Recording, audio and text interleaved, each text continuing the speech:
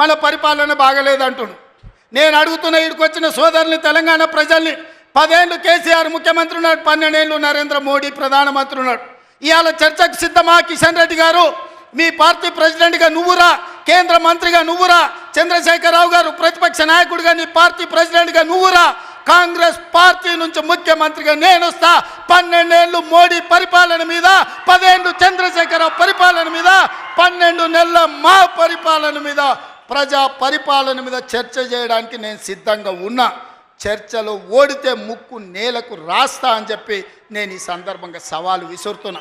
ఇవాళ నేను అడుగుతున్నా, మాకు అవకాశం వచ్చింది, మా జిల్లాకు అవకాశం వచ్చింది, మేము ఎవరినో అడుక్కోవడం, ఎవరి ముందల్లో చేయి దాచడం కాదు. ఇవాళ మా పాలమూరు జిల్లాకే ఒక అవకాశం వచ్చింది. మా ప్రాజెక్టులు మేము పూర్తి చేసుకోవద్దా? మా మక్తల్ నారాయణపేట కొడంగల్ ఎత్తిపోతల పథకాన్ని మేము కట్టుకోవద్దా? మా పాలమూరు రంగారెడ్డి పూర్తి చేసుకోవద్దా? మా కల్వకుర్తి పూర్తి చేసుకోవద్దా? మా బీబా పూర్తి చేసుకోవద్దా? మా నెట్టంపాడు పూర్తి చేసుకోవద్దా? మా కోయిల్ సాగర్ పూర్తి చేసుకోవద్దా? మా జూరాల పూర్తి చేసుకోవద్దా? మా తుమ్మిళ్ళ ప్రాజెక్టు పూర్తి చేసుకోవద్దా? మా ప్రాంతం అభివృద్ధి చెందొద్దా అని చంద్రశేఖరరావుని అడుగుతున్నా. ఏది తీసినా, ఏది పెట్టినా వద్దు అనే తప్ప నీ నోటి నుంచి ఒక్క మాట అయినా మంచి మాట వచ్చిందా అని నేను అడుగుతున్నా.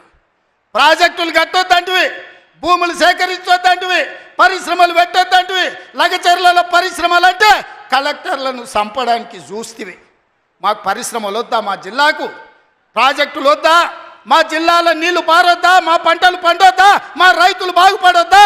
మేము మంచి బట్టలు కట్టుకోవద్దా? మేము బుక్కెడు బువ్వ తినొద్దా? మేము సమాజంలో గౌరవంగా బతకొద్దా? చంద్రశేఖరరావు, నువ్వు సమాధానం చెప్పని నేను వేదిక మీద నుంచి అడుగుతున్నా.